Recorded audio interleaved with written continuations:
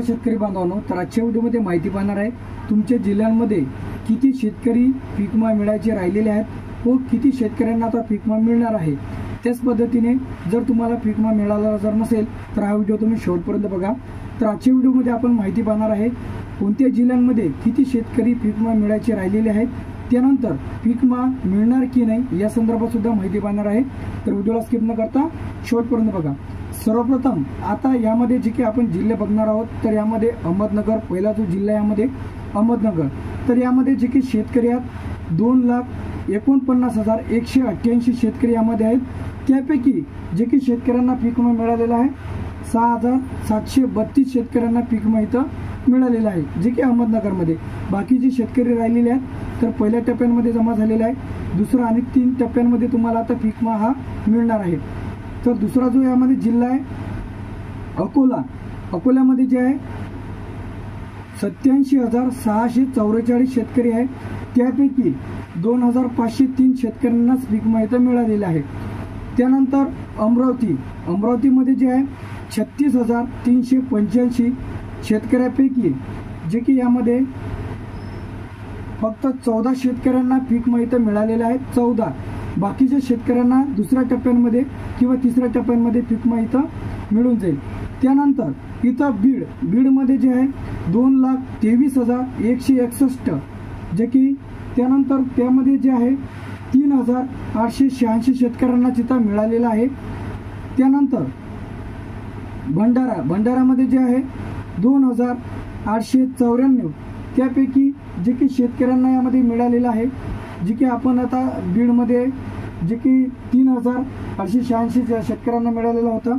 भंडारामध्ये जे आहे 2,894 पैकी शेतकऱ्यांना मिळाला आहे, 38 शेतकऱ्यांना इथं मिळालेलं आहे।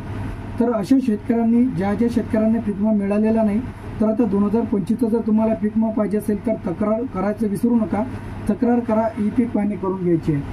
त्यानंतर आता यामध्ये बुलढाणा आहे, बुलढाण्यामध्ये ज्या 2,16,202 शेतकऱ्यापैकी यामध्ये फक्त 50 शेतकऱ्यांना इथं मिळालेलं आहे। त्यानंतर चंद्रपूरमध्ये जे आहे 14,244 शेतकऱ्यापैकी एकही शेतकऱ्यांना पीक विमा मिळालेला नाही। तर या शेतकऱ्यांना काय करायला पाहिजे जेणेकरून पीक विमा इथं मिळेल, यावरती सुद्धा डिटेलमध्ये व्हिडिओ आपल्या चॅनलला अपलोड केलेला आहे, तर लगेच पहा। त्यानंतर छत्रपती संभाजीनगर, तर यामध्ये जे काही शेतकरी आहेत 1,35,040 शेतकऱ्यापैकी यामध्ये 1,707 शेतकऱ्यांना पीक विमा इथं मिळालेला आहे। त्यानंतर धाराशिवमध्ये जे आहे 1,46,952 शेतकरी आहेत, त्यापैकी 1,674 शेतकऱ्यांना पीक विमा इथं मिळालेलं आहे। त्यानंतर धाराशिव झाल्यानंतर इथं धुळेमध्ये जे की शेतकऱ्यांची संख्या आहे 40,891, तर यामध्ये धुळेमध्ये मिळालेला नाही। त्यानंतर इथं गडचिरोलीमध्ये जे की शेतकऱ्यांची संख्या आहे 548 आहे, त्यामध्ये सुद्धा गडचिरोलीमध्ये सुद्धा इथं मिळालेला नाही। त्यानंतर आता हिंगोली जो काही जिल्हा आहे यामध्ये गोंदिया आहे, गोंदियामध्ये जे की यामध्ये 2,825 शेतकऱ्यापैकी जे की 526 शेतकऱ्यांना पीक विमा इथं मिळालेलं आहे। त्यानंतर हिंगोलीमध्ये जे आहे 76,511 शेतकऱ्यापैकी यामध्ये 762 शेतकऱ्यांना पीक विमा इथं मिळालेलं आहे। त्यानंतर जळगाव यामध्ये 1,01,926 शेतकऱ्यापैकी जे की 2,961 शेतकऱ्यांना इथं पीक विमा मिळालेला आहे।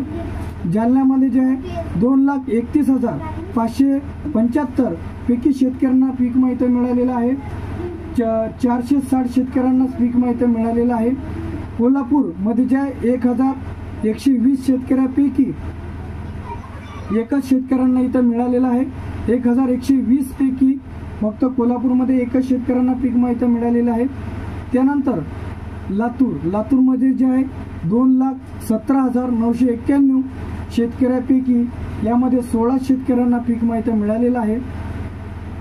नागपूरमध्ये 36,410 शेतकऱ्यापैकी कोल्हापूरमध्ये नागपूरमध्ये आपण पाहत आहे, नागपूरमध्ये 189 शेतकऱ्यांना मिळालेला आहे. त्यानंतर इथं नांदेडमध्ये जे आहे 0, म्हणजे नांदेडमध्ये 2,27,229 शेतकऱ्यापैकी एकही शेतकऱ्यांना पीक विमा इथं मिळालेला नाही. त्यानंतर नंदुरबार 7,720 शेतकऱ्यापैकी जो काही पीक विमा इथं मिळालेला 36 शेतकऱ्यांनाच पीक विमा इथं मिळालेला आहे. त्यानंतर इथं नाशिकमध्ये 1,47,190 शेतकऱ्यापैकी 9,079 शेतकऱ्यांनाच पीक विमा इथं मिळालेला आहे. त्यानंतर परभणी 2,63,320 शेतकऱ्यापैकी 782 शेतकऱ्यांना पीक विमा इथं मिळालेला आहे.